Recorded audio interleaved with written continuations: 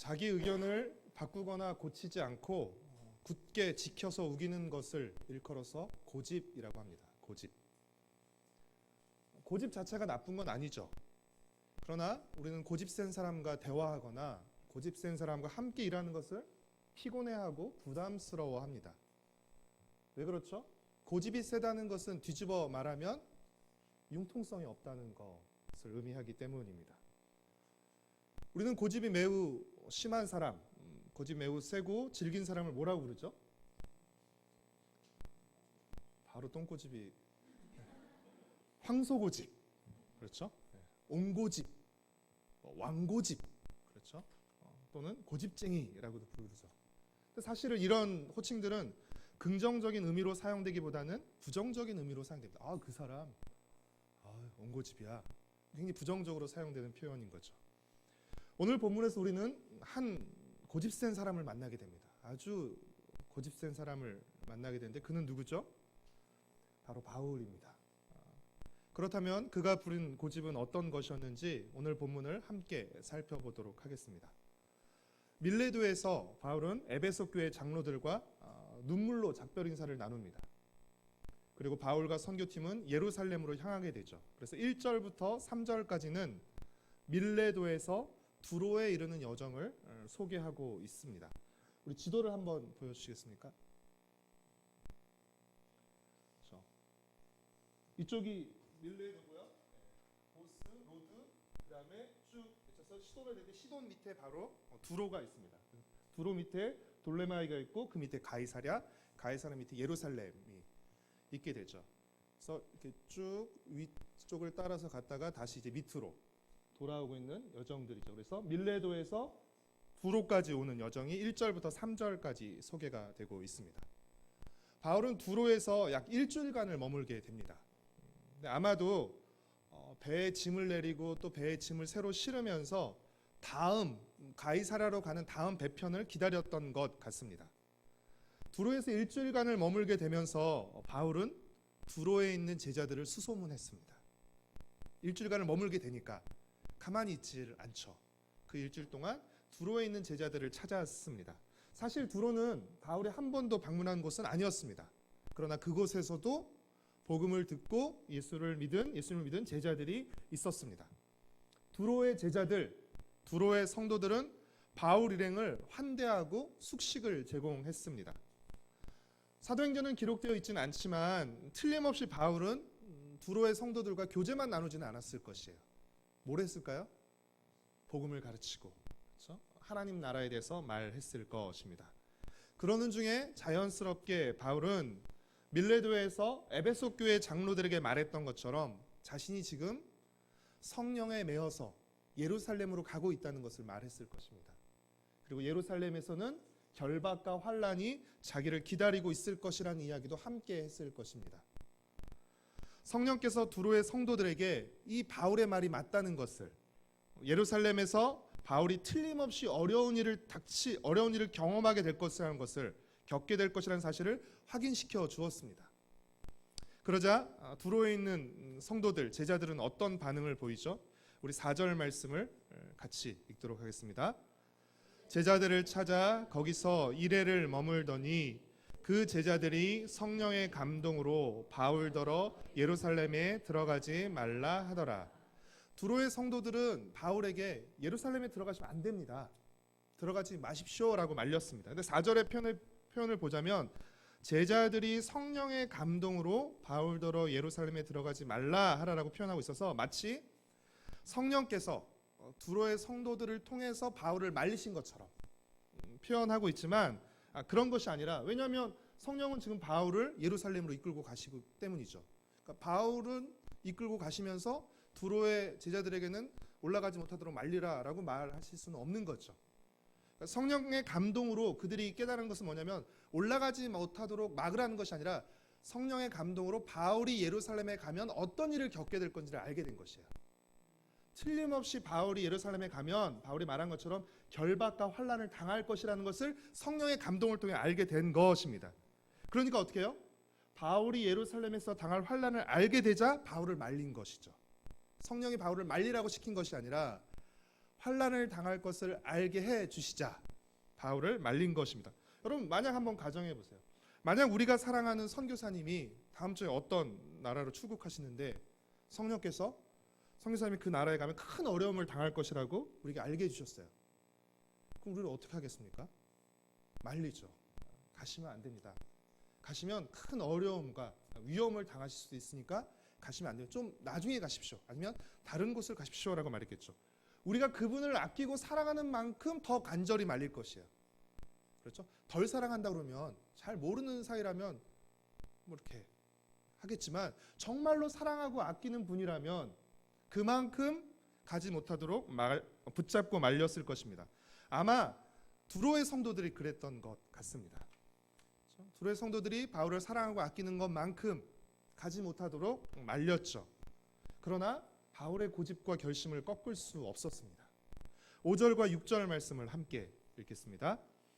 이 여러 날을 지난 후 우리가 떠나갈새 그들이 다 그 처자와 함께 성문 밖까지 전송하거늘 우리가 바닷가에서 무릎을 꿇어 기도하고서 서로 작별한 후 우리는 배에 오르고 그들은 집으로 돌아가니라. 처음 만난 사이였죠. 그렇죠? 두로는 한 번도 방문하지 않은 곳이었고 처음 만난 사이였어요. 그러나 그 머무는 일주일 동안 아마도 깊은 사랑의 교제를 나눴던 것 같습니다. 떠날 때가 되니까 어떻게 해요? 계속 말렸지만 말릴 수가 없었죠.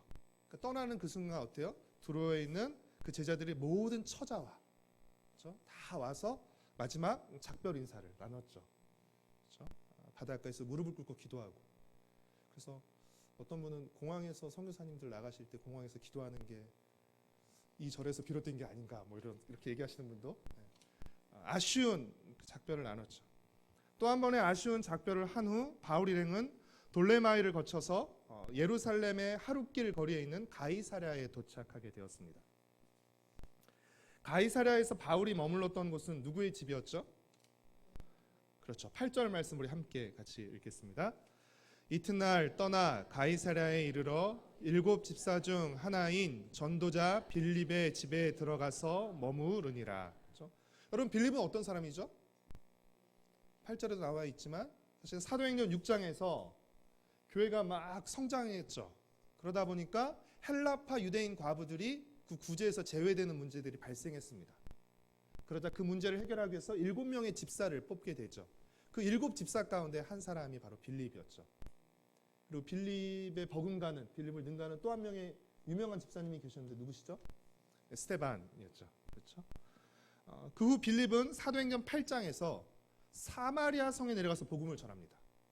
우리는 사실 아무렇지 않지만 그 굉장히 유대인과 사마리아인 이방인과의 굉장히 높았던 장벽, 심리적인 그 장벽이 있던 문화적인 장벽이 있던 그 상황 속에서 성령의 인도를 받아 사마리아 성 가서 복음을 전했죠. 그리고 그 이후에 에디오피아 내시에게 세례를 주기도 했습니다. 에디오피아 내시가 예루살렘에서 그렇죠? 절기를 지키고 돌아가는 길에 그렇죠? 그 길에 만났죠. 만나서 복음을 전해주고 세례를 주기도 했습니다. 그 후에 빌립에 대한 별다른 언급이 없었어요. 그리고 나서 지금 21장에 빌립의 이름이 다시 등장하고 있는 것입니다. 근데 그 이름 앞에 어떤 말이 붙죠? 빌립 이름 앞에 어떤 말이 붙죠? 전도자라는 말이 붙죠. 그것으로 미루어봐서 아마도 빌립은 그 이후에도 에디오피아 내시에게 복음을 전한 이후에도 여러 지역을 다니면서 복음을 전하다가 아마 가이사랴에 정착했던 것 같습니다. 그에게는 4명의 딸이 있었는데 이들은 모두 예언하는 자들이었습니다. 일반적으로 우리가 예언 그러면 뭘 의미하죠? 앞일을 내다보고 말해주는 것을 예언이라고 합니다. 그러나 성경에서 예언이라고 할 때는 앞일을 내다보고 말해주는 것보다는 하나님의 말씀을 대변하는 하나님의 말씀을 대언하는 성격이 훨씬 더 강합니다. 그래서 선지자를 예언자라고 부르는데 이 예언자들은 사실 대변인인 것이죠. 대변인. 예레미야가 사실은 하나님의 메시지를 계속 대변하다가 그렇죠? 감옥에 갇히기도 하고 매를 맞기도 하고 여러 가지 고초를 겪기도 하는 것이죠. 아마도 빌립의 딸들은 바울이 예루살렘에서 환난 당할 것을 알았고 그래서 기록되어 있지는 않지만 아마 여러 날 그의 집에 머물렀다고 기록하고 있는데 머무는 기간 동안 가지 말라고 예루살렘에 올라가지 않도록 말렸을 것입니다. 10절에 보면 또 한 명의 예언자 아가보라고 이름하는 한 예언자가 등장을 하는데요. 그는 어떤 말과 행동을 하게 되죠? 우리 11절 말씀을 같이 읽겠습니다. 우리에게 와서 바울의 띠를 가져다가 자기 수족을 잡아매고 말하기를 성령이 말씀하시되 예루살렘에서 유대인들이 이같이 이 띠 임자를 결박하여 이방인의 손에 넘겨주리라 하거늘. 아가보는 일종의 이제 퍼포먼스를 통해서 예언을 지금 하고 있는 것이죠. 누구의 띠였죠? 바울의 띠를 가져다가 자기 손발을 묶는 것입니다. 그래서 예루살렘에 가면 이 띠의 임자가 나처럼 이렇게 묶일 것이라는 것. 그렇죠? 결박되고 누구의 유대인에 의해서 결박되고 누구의 손에 넘겨진다는 것이에요? 이방인의 손에 넘겨진다는 것이죠. 여러분 유대인들은 사용할 수 있는 권한이 없었습니다. 그러니까 이방인의 손에 넘겨진다는 것은 그가 사형에 처해지는 것을 의미하는, 죽음에 넘겨지는 것을 의미하는 것이죠. 예수님도 유대인에게 붙잡혀서, 그렇죠? 종교 지도자들에 붙잡혀서 빌라도의 손에 넘겨지게 되었죠. 지금 자기가 결박당한 것처럼 그대로 그 모습으로 바울도 결박당해서 고난을 당하게 될 것이라는 것입니다. 제가 사실은 이렇게 말로 이렇게 막 설명해 주는 것보다 제가 만약에 이렇게 막 묶여가지고 이렇게 오면 훨씬 더 강한 인상을 받으실 거 아니에요, 그렇죠? 그러니까 백문이 불여일견이라고 결박당한 채로 이 예언을 하는 아가보의 예언을 듣고 사람은 더 강한 인상을 받았습니다. 틀림없이 바울이 이렇게 결박당하고 죽음의 재판에 넘겨질 것이라는 그런 강한 인식을 하게 됐습니다. 그리고 나서 그들의 반응은 무엇이었죠? 한층 더 강하게 말리는 것이었어요. 이들은 울면서 더 간곡히 바울에게 예루살렘으로 가지 말라고 만류했습니다. 12절 말씀을 우리 함께 같이 읽도록 하겠습니다. 우리가 그 말을 듣고 그곳 사람들과 더불어 바울에게 예루살렘으로 올라가지 말라 권하니. 우리는 바울의 일행들이고 그곳 사람들은 가이사랴의 성도들 의미하는 것입니다. 여러분 울면서 자신과 함께 지금 선교여행을 했던 그 일행들과 가이사랴의 성도들 울면서 가지 말라고 매달리는 것이죠. 바울 선생님 가지 마십시오. 여기 머물러 주십시오. 이 울면서 매달리는 성도들과 일행들의 모습에 바울은 마음이 찢어지는 것처럼 아팠습니다. 그렇죠? 눈물을 흘리면서 가지 말라고 매달리는 그들의 모습을 보면서 아픔을 느꼈습니다. 그러나 바울은 예루살렘에 올라가려는 결심을 바꾸지는 않았습니다. 마음이 너무 아프고 괴로웠지만 마음을 바꾸지는 않았습니다. 13절 말씀을 함께 읽겠습니다. 바울이 대답하되 여러분이 어찌하여 울어 내 마음을 상하게 하느냐. 나는 주 예수의 이름을 위하여 결박당할 뿐 아니라 예루살렘에서 죽을 것도 각오하였노라 하니. 바울의 결심은 뭐였어요? 나는 죽음을 각오하고 간다. 바울이 죽음을 각오하고 예루살렘으로 가려고 한다는 것을 알게 된 성도들과 그 일행들은, 말리던 성도들과 일행들은 바울이 결코 자신의 결심을 바꾸지 않을 것이라는 것을 알았습니다. 그들은 더 이상 바울을 만류하지 않고 바울의 결심을 받아들입니다. 14절 말씀을 함께 읽겠습니다. 그가 권함을 받지 아니하므로 우리가 주의 뜻대로 이루어지이다 하고 그쳤노라. 그들은 뭘 알게 된 것이에요? 바울이 지금 자기 뜻대로 하려고 하는 것이 아니라 주님의 뜻을 따르려고 한다는 것을 알았던 것이에요. 그래서 어떻게 해요? 주님의 뜻대로 이루어지이다 라고 하고 이제 바울을 더 이상 말리지 않게 되죠. 근데 여러분, 이 14절에 나오는 주의 뜻대로 이루어지이다 라는 표현 어디에선가 본 것 같지 않습니까? 아니 그럼 어떻게 하셨어요? 정말 대단하시네. 누가복음 22장 42절 말씀 우리 함께 들어가겠습니다. 여러분 누가복음을 누가 썼죠?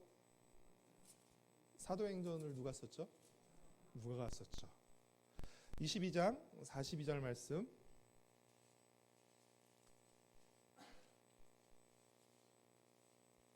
같이 읽겠습니다.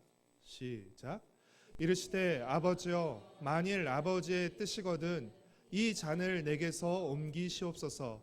그러나 내 원대로 마시옵고 아버지의 원대로 되기를 원하나이다 하시니.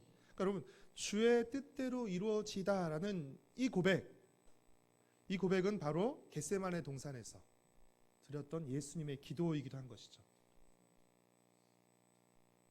그러니까 여러분이 아까 주의 뜻대로 이루어지다 할 때 어떤 기도를 떠올렸다고요? 겟세마네 동산에서의 기도를 떠올리셨죠. 그렇죠? 그러니까 여러분 이것은 무엇을 의미해요?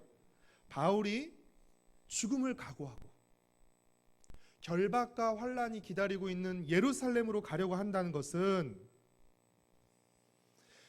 단지 바울이 예루살렘으로 가려는 자기 뜻을 굽히지 않고 고집하고 있다는 것이 아니라 십자가에서 죽으실 것을 알고도 예루살렘으로 가셨던,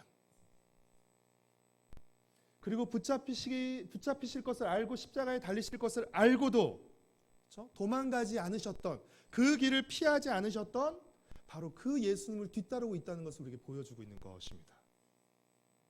바울은 지금 예수님이 가신 길을 뒤따르고 있는 것이에요. 바울은 지금 예수님이 따랐던 그 하나님의 뜻을 따르고 있는 것입니다. 사랑하는 성도 여러분, 고집 부린다, 고집 피운다는 말이 부정적으로 들리지만 모든 고집이 다 부정적인 것, 나쁜 것은 아닙니다. 어떤 의미에서는 필요한 고집도 있죠. 우리가 정말 부려야 할 고집은 무엇이죠? 주님을 따르는 일에 있어서 고집을 부려야 한다는 것입니다. 주님을 뒤따르는 데 있어서 우리는 정말 왕고집이 되어야 됩니다. 주님의 길을 가는 데 있어서 우리는 옹고집이 되어야 되고 우리는 쇠고집이 되어야 하는 것입니다. 바울이 예루살렘으로 가는 길에 만나는 성도들이 계속해서 바울을 붙잡았죠. 말렸죠. 그러나 어느 누구도 그 바울의 고집을 꺾을 수는 없었습니다. 이게 단순히 바울이 워낙 독한 사람이고 고집이 센 사람이어서가 아니라 그는 지금 주님의 뜻을 따르고 있기 때문인 것이죠. 주님이 가신 길을 뒤따르고 있기 때문에 그렇죠? 그의 결심과 고집이 흔들리지 않았던 것입니다. 주님을 뒤따르는 데 있어서는 정말 우리는 고집 센 사람이 되어야 됩니다. 그러나 주님의 뜻에 반하는 일, 내 뜻을 주장하는 일에 있어서는 언제든지 우리의 고집을 꺾을 수 있어야 됩니다. 아무리 기질적으로 고집이 센 사람이라 할지라도 이것이 주님의 뜻에 반하는 것이라면, 주님이 원치 않는 것이라면, 공동체의 덕이 되지 않는 것이라면 언제든지 그 고집을 꺾을 수 있는 사람이 되어야 합니다. 사울은 밀레도에서 에베소 교회 장로들을 만나서 고별 설교를 하죠.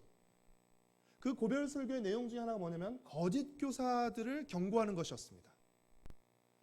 하나님께서 자기 아들의 피로 값주고 산 교회를 약탈하려는 이리 때와 같은 거짓 교사들이 등장할 것이다. 그들을 주의해야 된다라고 말하면서 거짓 교사들의 특징이 뭐예요? 20장 30절 말씀 보면 거짓 교사들의 특징은 어그러진 가르침을 가르친다는 것입니다. 어그러진 가르침을 가르쳐서 어떻게 해요? 주님의 길에서 이탈하게 만든다는 것이에요. 거짓 교사들은 어그러진 가르침으로 주님의 길에서 이탈하게 만듭니다. 그리고 누구를 따르게 만들어요? 자기를 따르게 만든다. 모든 이단과 거짓 교사들의 특징은 바로 이것이에요. 잘못된 가르침으로 주님을 뒤따르는 길에서 이탈하게 만듭니다. 그리고 누구를 뒤따르게 만들어요? 자신을 뒤따르게 교주를 뒤따르게 만드는 것이고 자신을 뒤따르게 만드는 것이죠. 사랑하는 성도 여러분, 주님이 아닌 자신을 뒤따르게 만드는 그 모든 어그러진 가르침을 우리는 거부해야 됩니다. 우리로 하여금 주님의 길에서 이탈하게 하는 그 모든 어그러진 가르침들을 우리는 거부하고 따르지 말아야 합니다. 우리는 주님의 뜻과 가르침을 따라야 하고 주님이 가신 길을 뒤따라야 됩니다. 주님의 뜻을 따르고 주님이 가신 길을 뒤따르는 이 일에 우리는 더욱 고집을 부려야 합니다. 여러분, 예수님은 종교 지도자들에게 붙잡혀 십자가에 죽으실 것을 알고도 예루살렘으로 가셨습니다.